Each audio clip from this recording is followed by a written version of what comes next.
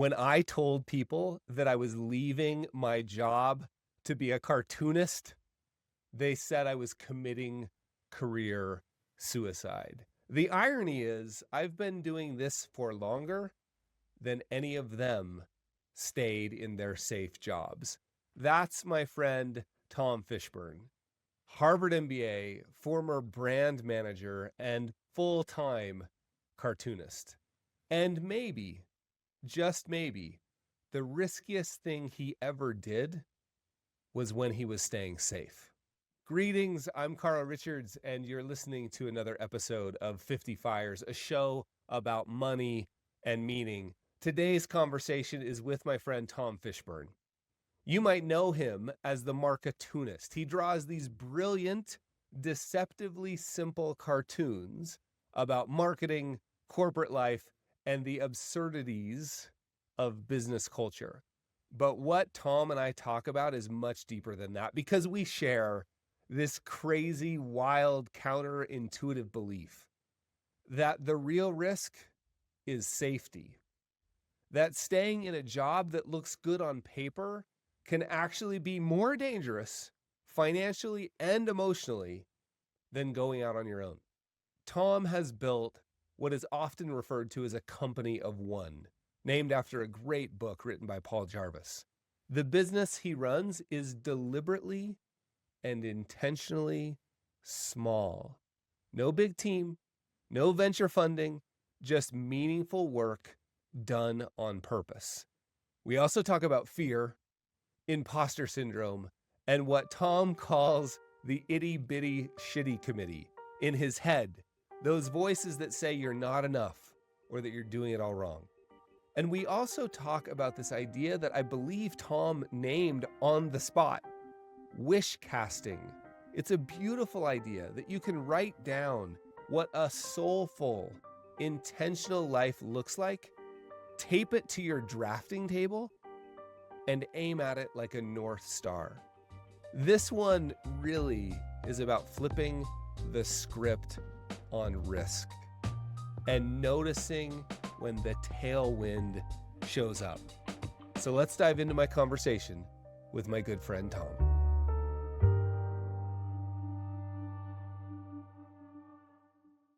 Tom, we've talked a number of times, but I don't think we've never had a conversation about money before. No, we haven't actually. And I'm actually quite curious if you were to go back, what's your earliest memory of money? I think it related to the time as a child when my mom decided to go back to college in her 30s. Mm. And she ended up How old were actually, you? How what's old were that? you? How I old would you have been? I was 7 or 8, Okay. somewhere in there. Okay. Yeah. Keep going. And had been her dream to be a doctor. Mm. And, she had ended up dropping out of college when she was 19 and having my older brother, starting a family, going down that whole path. And then hit this midlife point and decided to go realize that dream. And she actually went to college with my older brother at the same time at the same school. They were pre-med together, which was kind of unusual. Wow. And my dad was a busy doctor himself, but suddenly I was just became aware of the fact in watching my mom do this that there were financial considerations and thinking about tuition. Suddenly in the midst of all this, it just changed the calculus. And I didn't grow up in a family that talked about money. Mm. And so it was more of a childlike sense of financial anxiety at times. Wow. Do you can you remember a story or a moment when you were aware of that? It was always, it came up particularly when I got to be the age that I started to care about what my friends were wearing and the things that they Mm. got and showed off at Mm-hmm. school. And Mm-hmm. we were shopping at Dollar General and places like that. And I felt like there was a disconnect. So I started to feel like there was something um, I felt like if I had an interest in something, it was almost like I had to be really careful of what I Mm, wanted from a, I don't know, product perspective as a kid, because I could see that it wasn't just like writing a check or swiping a credit card. It would have an impact on the family budget. And seeing my mom paying bills once a month, I was just aware of that as just an underlying, you know, awareness. Um, it was just this background noise, really. And I didn't know any different, but I just knew that whenever something came up that was financially related, it wasn't something that you could really broach very easily. And so the easier thing to do was not to bring it up at all. Um, but I later discovered, having uh, particularly aunts and uncles who had different approaches to money and different conversations about money mm, with their own kids, that there were different ways to have those conversations. And I mm, remember a moment when my cousin in college was going off for a study abroad, and I was staying with. I moved out to Colorado and kind of house sat for that family for the summer, so nobody was going to be around. And I remember making some comment to his mom, my aunt. Wow, that's amazing that he gets to do that. Like, how does he get to do that? And she said, "Well, you could do that too." But it hadn't really crossed. And she said he's actually paying for it entirely on his own. We just helped him through it. He found out the right types of jobs. He's been saving since this age. He made a financial goal, and he's been working to this point where he can go study abroad.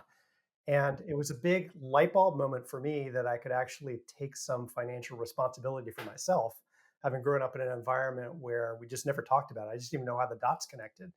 And, I'd always had jobs, but I never really thought about financial goals or things I'd want to have long term. And so it created, it gave me permission to actually talk about it and to think about it. And then ultimately to feel like I was taking a little bit more responsibility for my own situation. And that changed the calculus on a lot of decisions I ended up making, because it took the fear out of it. I could actually just look at where I was, where I wanted to go, what financially might be required. It made it more of a mathematics exercise than a financial stress exercise. Having those conversations with my aunt and uncle in particular. that's so interesting. I'd love to just quickly, before we kind of move on, the choice of words like background noise, low level anxiety, and there was a particular word I was interested in is like I had to be very careful, like careful. That's Tell me more about just that sense of like background noise, careful. Like, were you? I'm always curious if this is just a story that we make up with the benefit of not make up, but the story that we give context to with the benefit of hindsight, or if we were aware of it at the time. Like, can you remember being aware of it at the time? I remember feeling like there were some landmines not to step on. Another great, like really vivid choice of language, right? And it wasn't like I'd ever stepped in one and it exploded. It was more the Right. case that I was just aware, don't go there. And so Fascinating.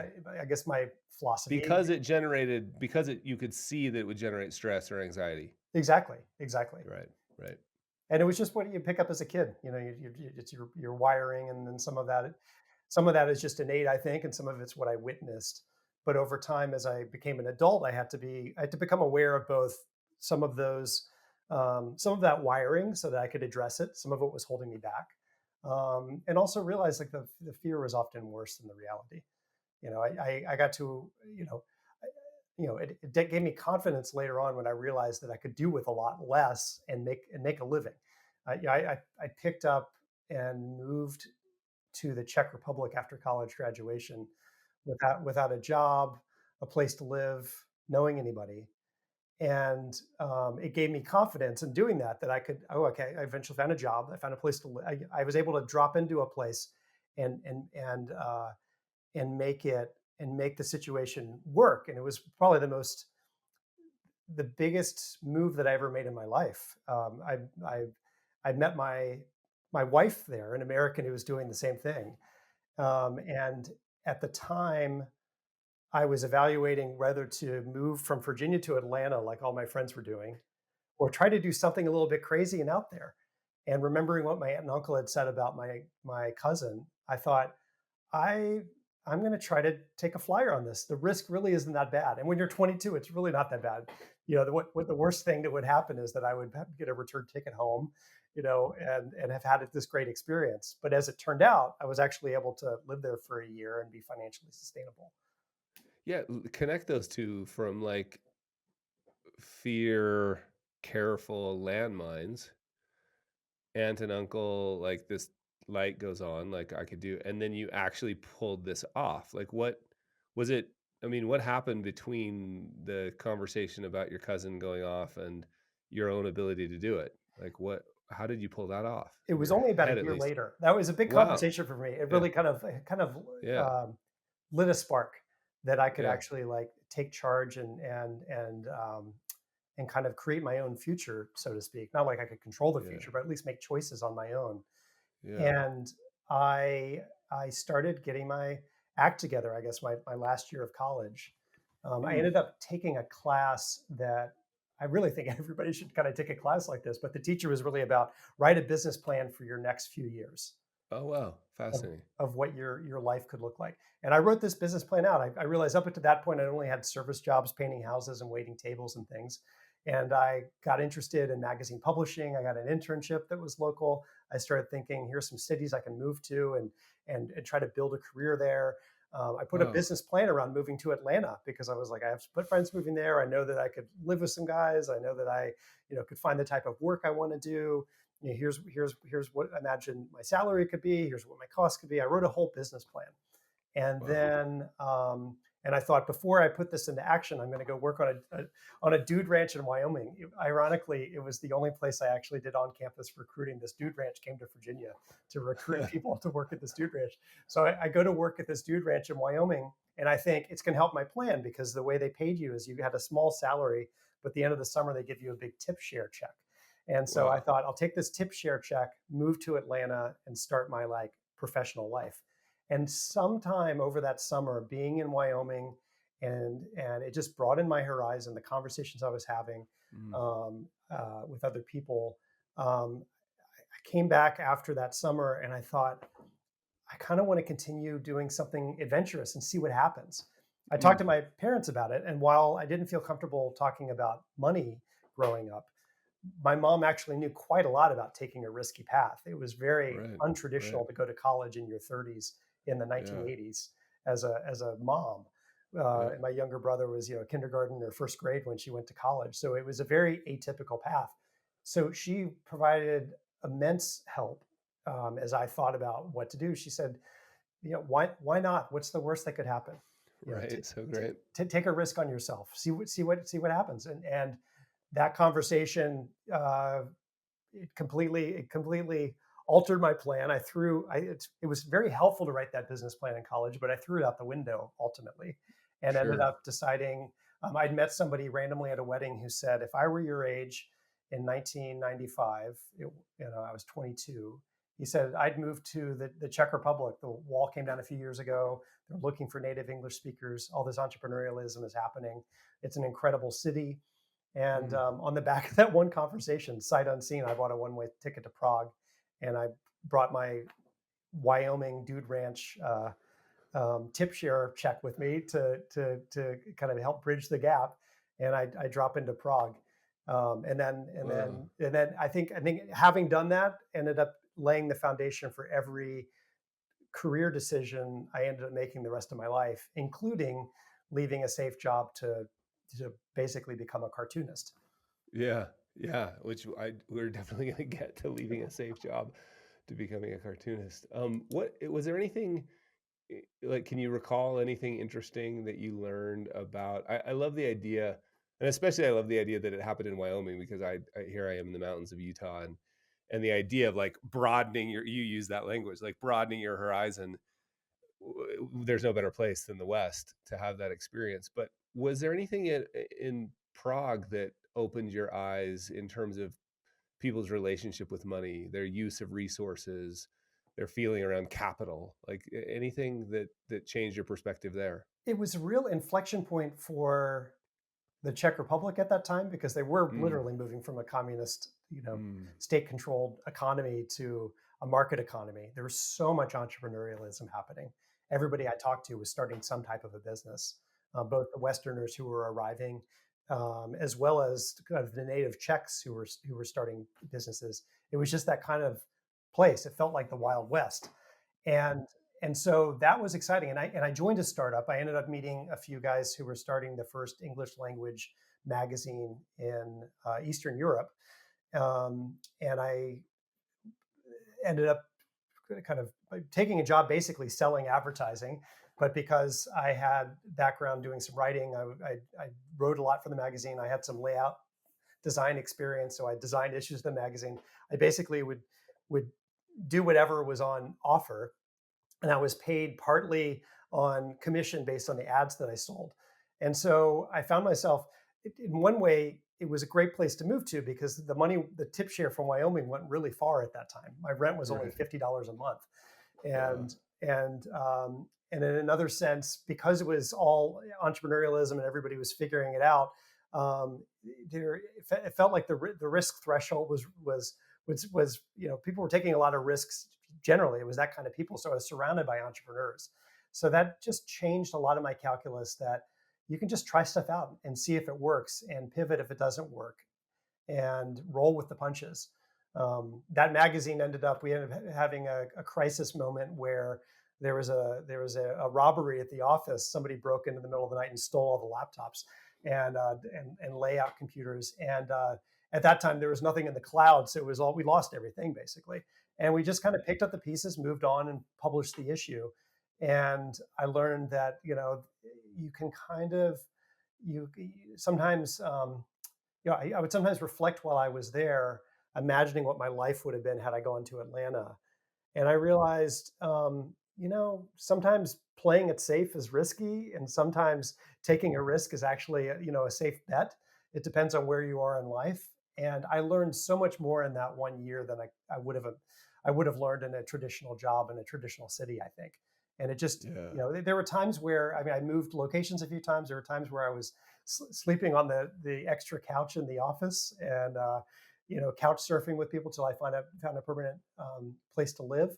But I was able to make it work. I was able to keep my personal burn rate, so to speak, low, so that I was able to have a life. And I ultimately felt it kind of set a baseline that I've carried with me ever since. That no matter what happens, I can always rely on some, finding some way to make it all work. Like my financial, um, the scariest thing that could happen, stories that I would sometimes tell myself aren't Mm, nearly as bad as the reality could be. what? Yeah, I'd love to talk a little bit about this idea of, because like that thread from your mom to Wyoming to Prague, like the computers being missing, the idea of risk. Um, because you've spent plenty of time around people who have what they think are safe corporate jobs. Come out of a good business school, get the good job, do the thing.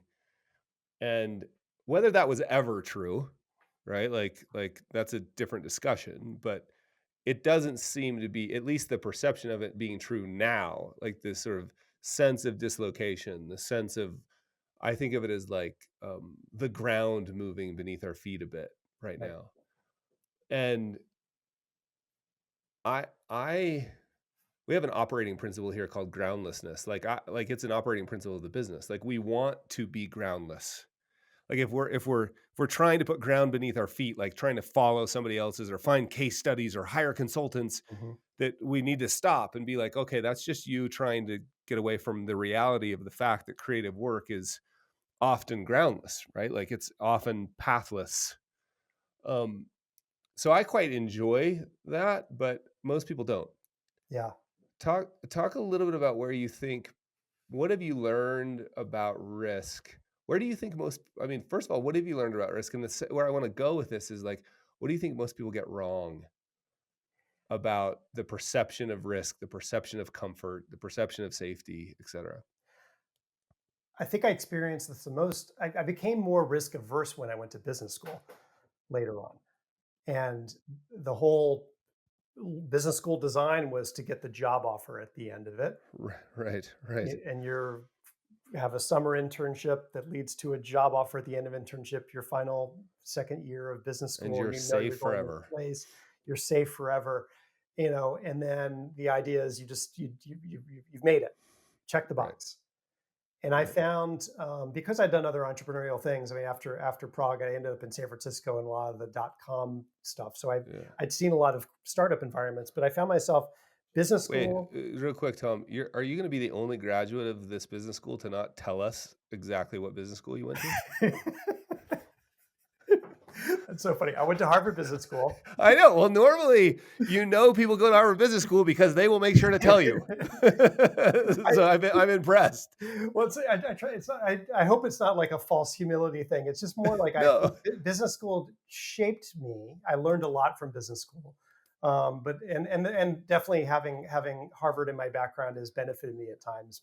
Yeah. But it's more Well, I just. think I I think mean the I reason think I bring it up is I think the lesson is relatable to any business school environment. The 2 year totally. MBA, I think, can make you more risk averse. Well, and the only reason I bring that up is not because the joke. I think the joke's quite funny actually, but it's because I think the context does help, right? That there is a sense of like having made it safe forever, and that idea of like case studies and all the kind of thinking that goes in, like we can plan everything, Yeah. all that kind of thinking does generate a sense of like, okay, there are systems here that are safe. I can project them, and I've made it, Yes. right? So carry on from there. Yeah, so I find myself I went into brain management at General Mills, and it's almost like a continuation of the classroom. Brand, right? Yeah, and for Brand. brand, yeah. Okay. Yep. They basically they it's almost like a class. Every year on Clockwork, you rotate to a new brand. You all join like a class. There are 35 associate marketing managers who all joined together. I started working on YoPlay a year later. I was at Green Giant, and I saw this path laid out ahead of me. Right. Um, and eventually I continued in brand management, but for different companies. I went to work at Dryers, which is now part of Nestle, and I was working in ice cream, and I was missing a lot of startup sort of pace. So I joined a smaller consumer packaged goods company called Method that was very early Mm. stage. There were 20 people in the company Mm. at the time that I joined. And so I was realizing an entrepreneurial climate fits my sensibility more, being able Mm. to have a little bit more control of my own destiny, trying to take risks and not have to have so many approval stage gates, et cetera. But i um, but it was sort of laying out this path. All along I was drawing cartoons as a hobby, and I started to dream maybe at some point that could be a future for me. It was a silly idea, because the idea of So going from silly. business school to brand management to cartooning just didn't make any sense. And yet I started as a creative practice because it helped. It just filled my soul. I love doing it. It helped me be more creative in my work life. But I actually started to see maybe there's a business model there. But my 2 year MBA brain was telling me that's lunacy and you should never take a flyer on it. Eventually, I did. I made the jump, and I've been focused on cartooning full time for the last 15 years. And when I made that jump, a lot of people told me I was committing career suicide, and it was a terrible idea. It was the riskiest thing you could do. The irony, going back to your original question, is that many of the companies that were supposedly safe that I had worked on Mhm. had round after round of layoffs, restructurings, Mhm. things changed. Um, Mhm. and that's just the nature of it. And my friends who worked in some of those environments, their income suddenly went from 100% to 0% until they found something new. Whereas I found in the last 15 years that I've been running this business, ironically, I've stayed at what I'm doing longer than most of my friends, because great marketers tend to change jobs every 3 to 4 years. Mhm. But ironically, when I hit some rough patches, my income didn't go from 100% to 0%, because I had so many different clients. If I lose a client, it would change. If COVID happened, part of my income stream changed, but it wasn't from 100% to 0%. So Mhm. ironically, taking a portfolio view of my creative life ended up providing more stability than had I continued to bank on the safe job providing that stability. Yeah. There's so much there to unpack. Like the portfolio view of your life is such a great concept. I remember first learning about that from Seth Godin about like my life, my career is just a series of projects. Some of them are going on at the same time. Some of them will go on for a long time. Some will be a short time, but it's just a series of creative projects. And then my overlay on top of that was the only goal of the current creative project is to earn permission to do the next one. Yes. Permission in the form of, I started calling profit permission. Profit Hmm. equals permission, Yes. right? For permission in the form of profit, but permission in the form of the market too, like the relationships I had and the work that I did. But the idea of, and yeah, because it's always still fascinating to me the number of people that will say like, how are you so comfortable with so much risk? Yes. And I'm like, I don't see it that way at all. Yeah. I don't either. Like from the description you just made, like I have 1,000 bosses. Yes. Yes. I don't have one And that and could that wake and up that on the and wrong that side of jump the bed. and that jump moment from my having a full-time job to the cartooning, it wasn't a hard cliff. I'm doing Mm, 100% this and 100% that. mm. That too is a portfolio view. I'd Sort of been built a doing the bridge. cartoons for 8 years at that point, and Wow. my income from cartooning was half my salary from my Wow. regular job by the time I took the jump, and so Yeah. it really wasn't that risky. Yeah. Talk to me about, you use this phrase, filled my soul. I was doing cartooning because it filled my soul. How do you, so let's spend a little bit of time on that. Like, how do you, any advice or experience that you've had that will help you notice that kind of thing? Like, like we can talk about creating it or finding it, but I'm sort of more curious about just kind of remembering it, sort of Yeah. like noticing it. How, any suggestions? Like, how did you do it? What do you mean it filled your soul and how did you know? I always loved drawing as a kid. I loved cartoons Mm, as a kid. mm, I quit it in high school when I thought that it wasn't cool or a way to spend my right, time or whatever. right. This is irresponsible. Get a real job. Yeah, that kind of approach to things. Straight, ironically, it was at Harvard Business School that I rediscovered it. Largely Hmm. because I happened to mention passing to a friend of mine who was he was the editor of the student newspaper. That when I was a kid, I dreamed about being a cartoonist when I grew up, and he was like, "Oh, that'd be great. We could have a cartoon strip in the newspaper." I'm like, "Easy, easy, Right, easy, right, Prosh." Like I was just right. making conversation. I'm not Yeah, committing to drawing a cartoon strip. But Prosh kept kind of bugging me about it. yeah, He was very persistent.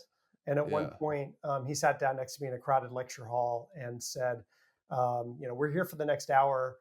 He flipped over one of the business cases we had, and there was a blank sheet of paper. He was like, "You can write a cartoon in it. You can draw a cartoon in an hour." And so I did. I just threw something out, and he put it in the paper, and I found I really liked it. It just was like it spoke to Yeah, me, the idea of doing that. yeah, So I did another one. I did another one, and then one yeah, day I walk into yeah, class and I'd made fun of a particular class that we all took in a good-natured way. And the whole way the Harvard Business School curriculum works is by the case study cold call method, where you all read the same case, and then the professor singles out one of 80 students and has you start off the class. So I walk in, and suddenly on the big screen is my cartoon of the week, and I have like a moment of panic because everybody's looking at it at the same time, um, and then everyone started laughing because the cartoon was funny and it made them laugh. And then I thought, I really like that feeling, and I like that I'm able to put something up there that connects with everybody like that. The professor then singled me out and cold, I was the victim of the cold call that day. And then later on, I drew a cartoon for that professor about how you never forget your first time, kind of thing, alluding to being cold called. But she still has that in her office hanging on the wall. And soon, professors were asking me to draw cartoons as teaching aids. And I realized, I just realized I loved cartooning. I'd forgotten how much I loved it as a kid, and so it filled my soul. It was something I wanted to keep doing, and it was almost like a creative exercise for me, the same way you would have an exercise program that would make you feel healthier. Having a creative exercise for me made me feel healthier creatively, and I just yeah. kept doing it. We've got to break this down because this is really, really, this is so fun to think, because it would be very easy to dismiss that entire story as luck. Yes. And sort, because I've been pressed on this as well. Like, how do you, um, how do you write for the New York Times? And I was drawing these little things and I put them on the internet and somebody found them. Yeah. And I've been pressed on, like, how do you replicate that? And I'm always like, I have nothing. I don't have anything to be helpful. In fact, my editor actually asked me one time. I remember where I was on a walk. I was on a walk out on that trail, and my editor was like, "Hey, what would you tell your kids if they asked you?" And I was like, "Ron, I got nothing. I got no advice." But that was a decade ago, and I've thought a lot more about it. So I'm curious, what is there a framework, or is there something useful out of that experience? Because like the idea of like noticing tailwind, sort of like trying experiments. Hmm. I'm not very good at knowing what is gonna work, Yeah. right? Like I have friends who seem, or at least they seem to think they are, but even to me, it seems like they're good at being like, I can get an answer about what I should be doing. I sometimes think of it as the law of negative consent. I can only make a decision to do something and then count on the universe to tell me if it's wrong.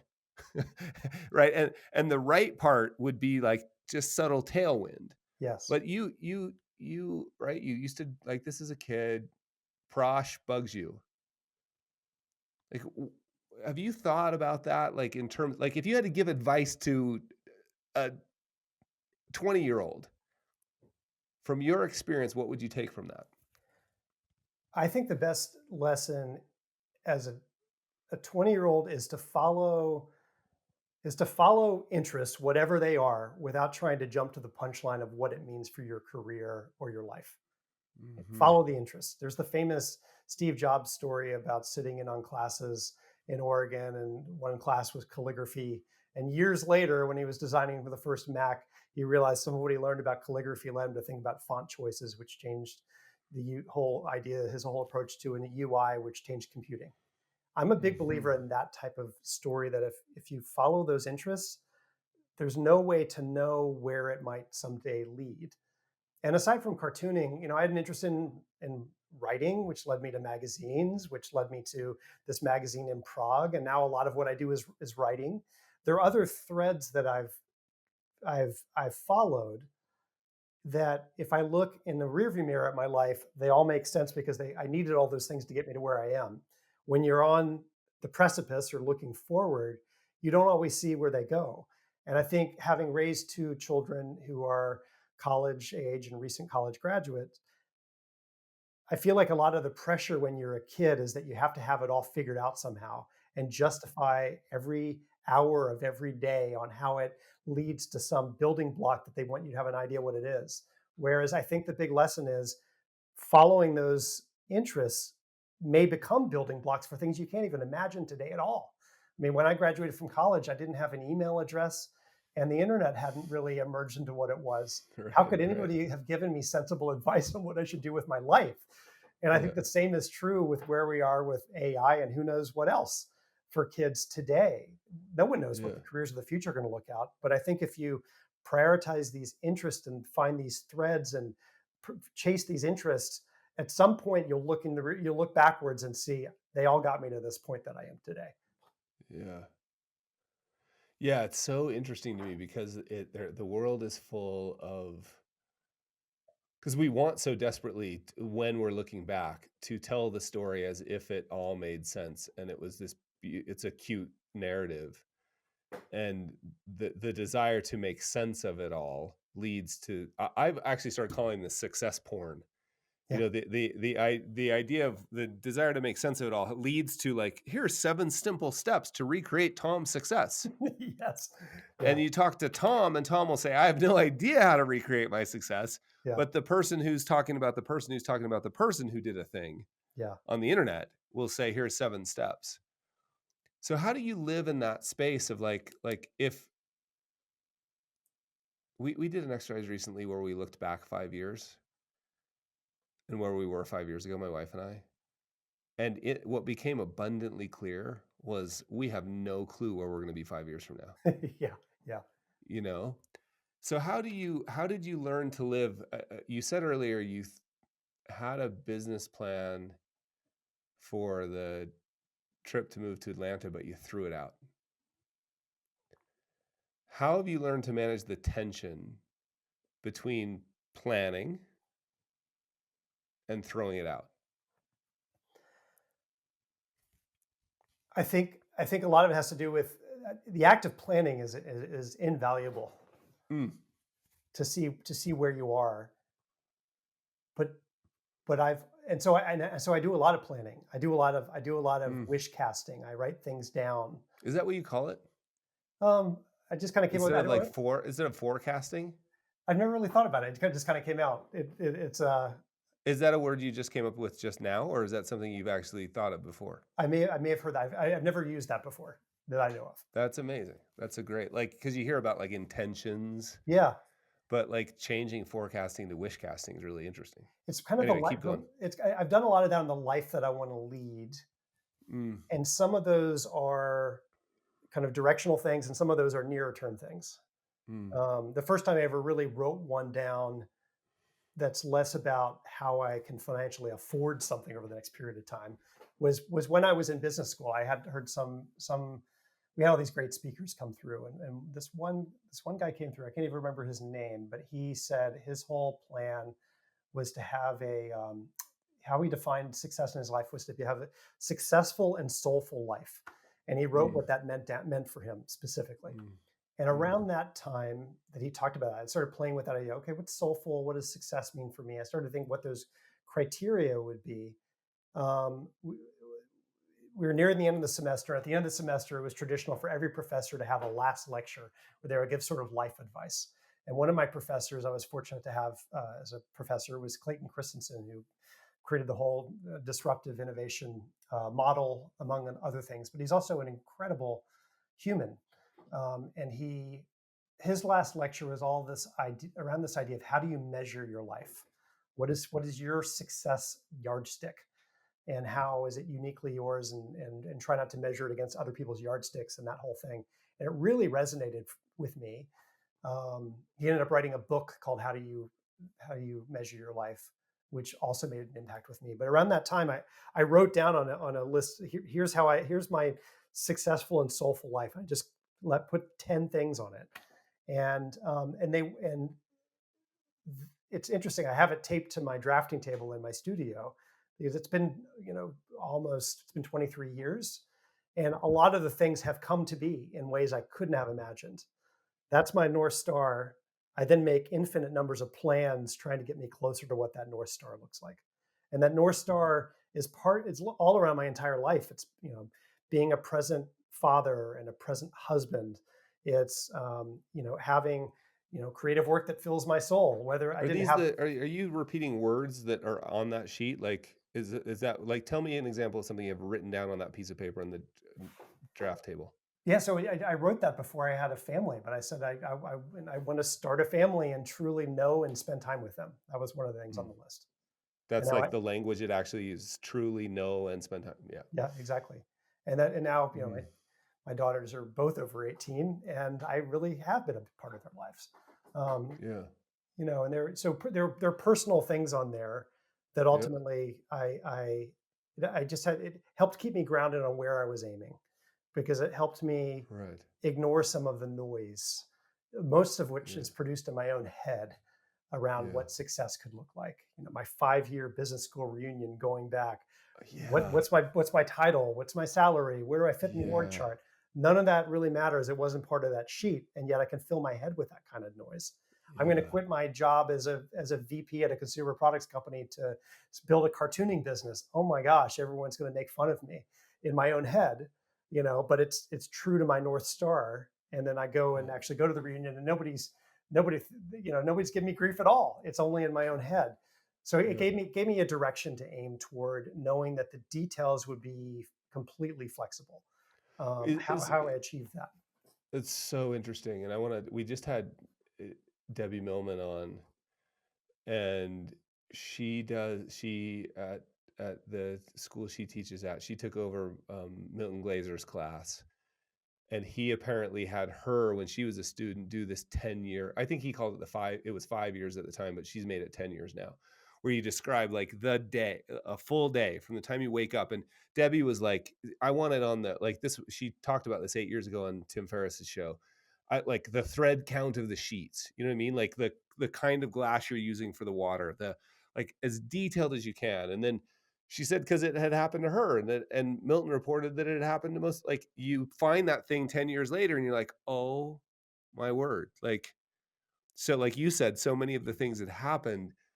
It's such a there's such a fine line between that what we just described and the juvenile version of the law of attraction.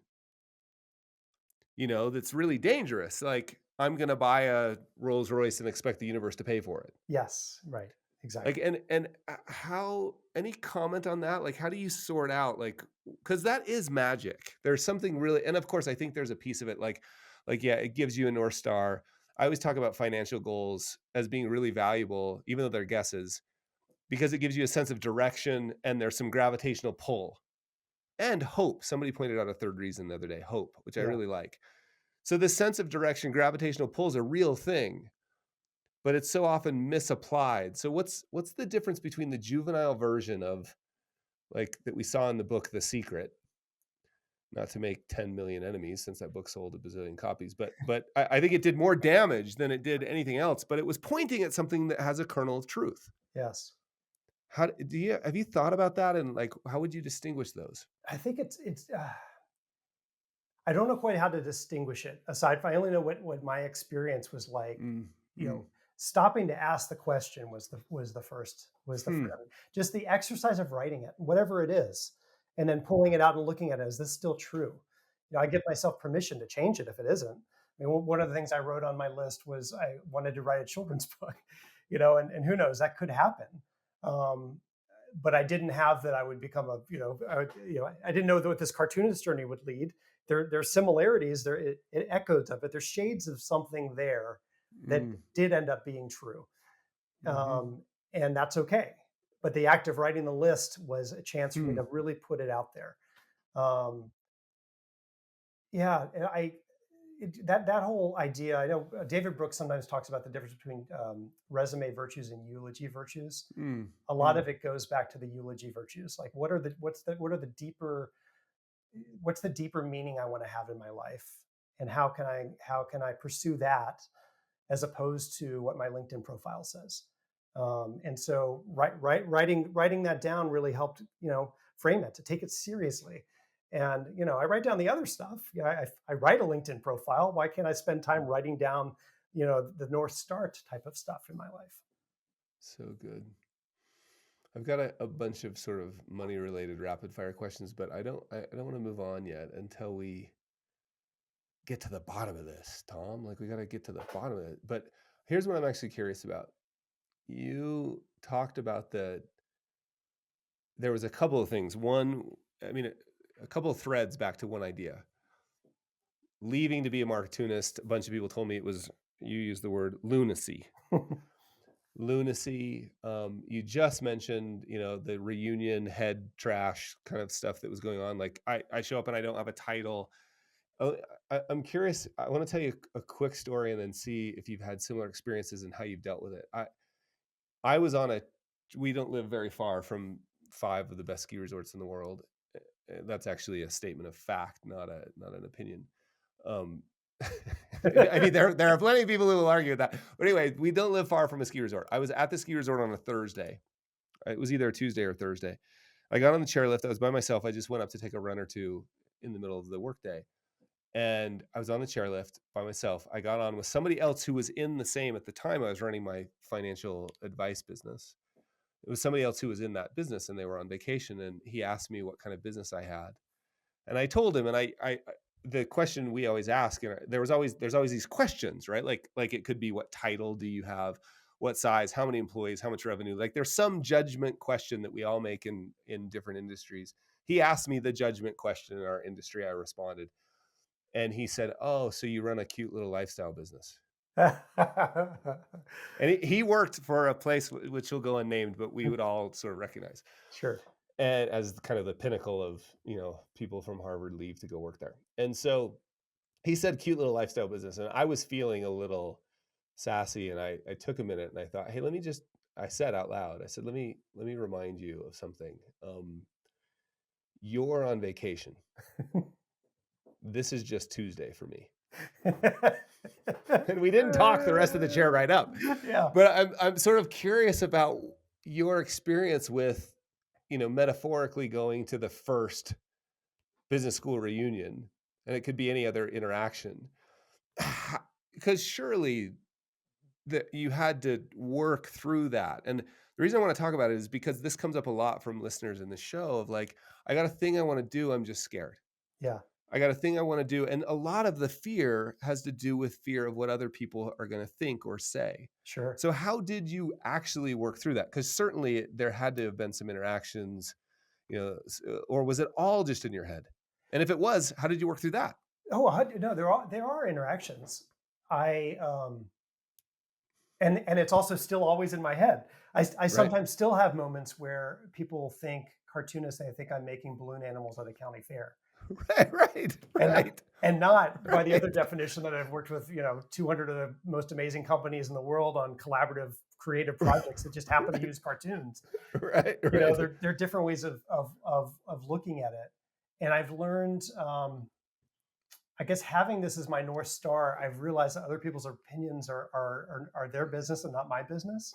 Yep. I've tried to learn how to not try to compare my insides with other people's outsides. Yep. And do you have things that you do? Do you have something you do? Because what you just like, we can refer to it as like the Instagram problem around money, right? Like, do you have ways of reminding yourself? So you bump up against that. Oh, I should be. What do you do in that moment? Yeah. So I've been in recovery for over 25 years. And so my recovery program has become a baseline for my whole life because it helps me. A lot of those things that pop up in my head, I have tools in recovery to help me address them. I talk about them with other people. Give me your favorite tool. What's that? Give me your favorite tool. So I have an equivalent of a mentor or a sponsor, somebody I can speak to who knows me. That's probably the best tool of all, is when I'm in that sort of place. Reminds you. Yeah, I can have a conversation with somebody, because we often don't have the right perception of the world. There's one of my favorite acronyms for fear is false evidence appearing real. Wow, that's great. And so talking with somebody who knows me, who's not me, and being somebody I'm honest with, who I trust, and share the thought pattern in my head, I can sometimes diagnose myself a little, but I'm not as good as he would be, having known me for a period of time, to say, it looks like this voice is coming up in your head, or that voice is coming up in your head. Wow. And it gives me clarity, and it helps me see what's real. And so when I find myself agitated by some of that thinking, it's hard to go it alone. So I find finding ways not to isolate, finding ways not to keep it to myself, is the best tool, probably. Yeah, no, that's amazing. Thank you. Let's pretend like I gave you an allocation of money that had to be spent on happiness. What would you buy? How would you spend it? I think, if I had to spend it, as opposed, you do, yeah, it would be experiential, not a thing. It would be a trip with my wife, with my kids, something that provides something where it's ultimately not about the trip; it's about the time together. But the trip could be an enabler to that. And it's how we have spent a lot of our financial resources. My wife and I have chosen in our lives to travel a lot. We do it economically. Oftentimes we'll do home exchanges or other things to make it work. And we've done a lot of that since the very beginning of our relationship. I mean, we met in Prague after Hmm. all. So Right. ever since then, that's become a through line. And Mm, at this moment, my wife is taking my recent college graduate daughter on a special trip to Paris. mm, And that's wouldn't trade whatever that costs for anything in the world, because they're going to have this mm, magical experience together. mm, Yeah, when in doubt, I go in that direction, I think. mm. Yeah, that is interesting because it's not about Paris, Yes, right? exactly That's right. just a facilitator of those experiences and connect. And there is something amazing about travel, like a different culture, a different experience. Yes. And I found one of the things I sent them today on this trip were pictures I found from other trips we took to Paris at different points in our lives Oh, when the wow. kids were small. Yeah. They Yeah. sent me a selfie of them in front of the Louvre today, and I sent them one from when my daughter was 6 in front of the Louvre. Wow. And it's Wow. the full circle, and so yeah, that's where I go. That's amazing. How would you define enough financially? Enough is where it ultimately relates to a lot of fear of financial insecurity. Mm. But one of the things I've learned is that fear of financial insecurity is different than actual financial insecurity. So I have to do the inside job on the fear part of that. Mm. But there's also a mathematics exercise on the real Mm. financial security piece. And Mhm. so my enough is basically meeting those needs so that I'm not having reasonable fears around where, Mm. you know, Mm. some of the goals we want to have Mhm. 5 years, 10 years into, you know, advanced Mm. age, making sure basic needs are covered. Mm. And and that's ultimately my enough. And we've made a few decisions not to quote unquote scale the business. That's one of Mm. the ski Mm. lift conversations that does happen. People ask, Mhm. how are you going to scale this cartooning thing? I And at love that. points, at various points, I've experimented with things. I thought maybe I'll build a whole ad agency of cartoonists, and Mm. I've, I I've remember that. played around with that. And some of that I realized I was taking me further away from what I actually wanted to be doing. And even if that were more lucrative, I've already found my enough. Having a small business. I don't know if you know Paul Jarvis at all, but he wrote this great book called Company of One, and I got to meet him as part of his research in that, and he included my story in part of the one of the chapters. But the whole philosophy is around having, a company of one can be your enough. And so my wife and I have deliberately decided to keep this business at the stage that it is because it enables everything else in our life. And if it ever comes to pass that the business isn't generating enough income to meet that basic financial insecurity, then we'll make some changes. But as long as it is, there's no need to quote unquote scale or change the yardstick to suit other people. So good. So good. I love the idea of, I mean, I think I probably had this conversation around what is enough 1,000 times with 1,000 different people. And I learned something each time. And I love the idea of like, I almost in my mind saw a blank piece of paper where I wrote down all my fears. And then it's really an interesting idea to like sort of draw a circle around reasonable, Yeah, yeah, yeah, yeah, like, okay, take those reasonable ones over here. And now I can build a financial plan, yeah, right? Like a money model that uses math and calculators. These ones over here, it's not about math, yes, right? It's a different kind of work, which you've already pointed to. Like if you're crazy or if you're psychotic around money, more money won't solve that problem. 100%. I've heard a Yeah. friend describe it as the itty bitty shitty committee in your head of these different fears and voices in your head around these conversations. And I've That's given great. names to some of them. Really? When I was a kid, my mom took me to the Kennedy Center to see Death of a Salesman, and Willie Loman scared me to Wow. no end. So Wow. I Yeah. have a little inner Willie Loman at my table, Yeah. telling me I'm not going to be able to provide for my family. That Yeah. that I'm just going to be this little Willie Loman on every decision. You go that direction. Be careful. Be careful. And I've learned that when the itty bitty shitty committee is active in session and there are all those voices going off, I need early on they all sounded like the same voice, but what I've learned over time is that they're different voices. So I can say, okay, Willie, I've heard that. Thank you. You can quiet down now. I've heard point taken. I've partly learned part of the reason these fears are there to keep us safe in our primordial, lizard brain, protecting us from a saber-toothed tiger around the corner. but they're not saber-toothed tigers around the corner any longer. So some of the fears, once they've sounded the alarm, you, I try to somehow mute them a little bit so I can listen to the voices that do matter. And that's just an exercise I go whenever I feel myself in that position, and it gets easier over time. It's not What do like you a like an literally it's do? not like an on-off switch. It's like a dimmer switch. What do you literally do? Because I have um, Mr. Burns who sits over my, because this is imposter syndrome for me. Yes. This is like who Yeah. embodied like he would show up every Thursday morning when I was supposed to submit my column, and I'd go to put the piece of cardstock that I drew in Sharpie in Park City, Utah, into a Fujitsu snap scan. You know, like I didn't even have a flatbed scanner, and I would Yeah. send it off to the New York Times, and I would, and then boom, about that time, I would feel over my left hand shoulder, Yeah. and I'd look over, and it would just be like, Mr. Burns would be like, "Is that a snap scanner? Yeah. Like, do they know?"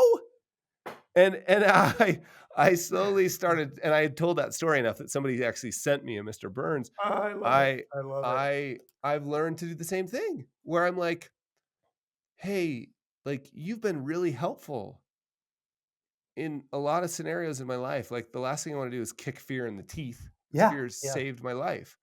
And then I started noticing too, Mr. Burns was at every cool event. Yeah.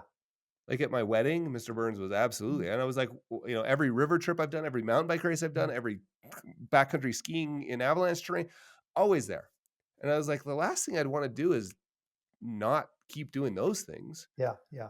But I saw like pictures of the people who were there, and there was always this little guy, right? Yeah. So I started doing the same thing where I was just like, hey, thanks for showing up. Like I'm really glad you're here. It must mean we're about to do something cool. And I Yeah. understand you're scared because of the saber tooth out there, Yeah. but this is just a keyboard Yeah. and a mic. You know, like we're gonna be okay. So do you actually find yourself literally saying stuff out loud, or is it more just in your head? Like, thanks, Willie. Like, I appreciate you. It's more in my head, but what I do in addition to that, I have sort of a morning journaling practice that I've been doing for the last 10 plus years. And that's Wow. often where I catalog where it comes up because I do it every day, Wow. almost Wow. without fail. And when I've noticed in the previous day that Willie Loman is squawking or my Mr. Burns is squawking, I write about it. And it's like, okay, I'm hearing it. You know, here's what's come up for me. You know, I already mentioned I have a sponsor slash mentor I talk to about it. And I do a lot of writing of lists, you know, what's coming up specifically around this. And all of those things help give me clarity so that when I'm facing a decision, it's not a cacophony of noise in my head. It's it's a bunch of discrete voices, some of which I'm addressing. Listen to you, I heard that. Listen to you, heard that. And then and then it reveals the clarity of what I actually want to be paying attention to. And it gets easier over time. It's not immediate, but I know now it's almost like a physical thing. I Mm. feel the physical fear before I know what it's coming from, and because I Mm-hmm. know that feeling and I know I've survived Mm-hmm. the saber tooth tigers before, it gets easier for me to say, okay, I've been here. This feeling shall pass. There is another side to this, and I'm gonna do the work. I'm gonna follow the process that works for me. I'm gonna wait till I have some clarity. I'm gonna try to not to make any sudden moves. You know, send the email right away. I can't do that because that's too scary. Sleep on it for 24 hours. Those types of things have helped me over time. It just give some clarity, and I can see that the journaling is helpful because I have now 10 plus years of these journals. I go back and I grabbed from March 2020 and how I felt about COVID and my business and all those things and the fears that I thought would be a Wow. permanent state of being. And I Yeah. realized, okay, things passed. I moved on. Yeah. You know, it wasn't That's the end so of the good. world. And that longevity and continuity helps give me a sense of daily Mm. peace and serenity. That's so good. I really think one thing that I just want to highlight is the feeling you will feel if you, especially if you start to pay attention to, and this happens with money. Like I think money just equals feelings, Mm, and I think that's actually my editor at the New York Times favorite sketch is just money equals feelings. yeah. Um, if you can learn like I want to go do this spend thing. I want to make this investment. I want to sell this investment. We can learn to like, oh, there's that feeling first. Mm-hmm. And I love even getting granular about it. Like, where is it? One of my Mm-hmm. favorite questions is, if it was a color, what color would it be? Yeah. Like, and then the more we can get aware of that, so we can make the unconscious conscious. Yes. I can learn what Mr. Burns showing up feels like long before I'm aware that Mr. Burns is over my left shoulder. Yes. 100%. Then I can pause and say, okay, what is it about this, blowing out of my perfectly designed portfolio that, like, what is this feeling about? Yes. And then prevent mistakes that I would have been really sad about later. Yes. Yeah, that's really helpful. Let me just wrap up with one question, Tom. I'm curious about, how old's your youngest? She's 19. Just finished her Let's first year of pretend college. let's pretend like I'm still doing this show 20 years from now, and I have her on as a guest. So she's 39. And I ask her what she learned from you about money, her relationship with money. What would you hope she would say? I would hope that she could say it wasn't a topic to avoid, that it was something we can talk about completely transparently and openly. And I really try to practice that. She asks me very specific questions, and always has. What's your mortgage? What are your, how do you, what types of savings do you have? How much are you? Don't forget where you are. What's the most uncomfortable question about money that she's asked you, that you were like, whoa, am I going to do this? It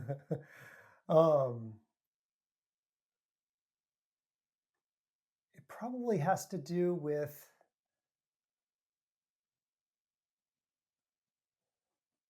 there's nothing that is extremely uncomfortable, but sharing my, our revenue year on year on year on year. Right. Or even the mortgage payment, or the income, or net worth. Or particularly when, there's one, a down year or a down period, I've tried to be honest with her about those things too. Wow. Because I want her to feel, well, Wow. one, for her own understanding of what, because I found myself at her age having zero idea about any of that, and feeling like I didn't even know who I could ask or talk to. Yeah. I want her to always feel like she can ask and talk to me about it, and I'll be honest with her. Sometimes it's created, my wife and I have had to have a couple of conversations around this, because a couple of times I would answer completely knee-jerk, complete honesty. Right. And she's like, wait a minute. Yeah, for sure. Where is this going to go? Who's she going to tell at the schoolyard? And we had to have some conversations of like, let's, my wife and I have also tried to be very open and honest with each other. Yeah. And having conversations about even sharing what we share with our daughter has been part of our own conversation. Sure. About it all. Sure. So I would hope that my daughter has seen by example that I'm an open book about that. I've been really honest with her about, in starting this business, trying to overcome my own imposter syndrome to raise my rates over time, and to not price myself too low, which I was apt to do in the early days, and try to give some specific numbers around that too. Yeah, my hope is that she just knows I'll always give her a straight answer. That's amazing, Tom. Thanks for having this conversation. 100%. Really enjoyed it. There was so much that I just found sort of lovely about this conversation with Tom. But there's one moment that I've been thinking about since our conversation. It's when Tom said, and I want to just prepare you here. This sounds so obvious that you can miss it. Here's what Tom said. Fear of financial insecurity is different from actual financial insecurity. And again, so obvious it almost seems silly until you realize, or at least until I realize, that I've spent most of my adult life living in story, right? Stories about money, stories about the bad things that will happen in the future, occasionally stories about the good things that will happen in the future, but stories. The moment that I can learn to recognize the feeling, right? The feeling that comes with those stories, like where I feel it in my chest tightening, the base of my neck, because the body will recognize that fear of financial insecurity long before my head catches on that it's just a story, right? It's almost pre-wired. There's a lion in every bush, but I'm just writing an email. So my invitation to you, it's a very simple invitation. Just start paying attention to the feeling of your interactions with money, right? When the bill arrives in the mail, right? When the credit card statement comes, that time of year when you're supposed to receive a bonus, the feeling of comparison when the neighbor buys a boat. Like, just the invitation, I'm not making any suggestion about how to deal with it. The invitation is simple. Just start noticing the feeling. Just start noticing the feeling. Until our next episode, that wraps up another conversation about money and meaning on 50 Fires.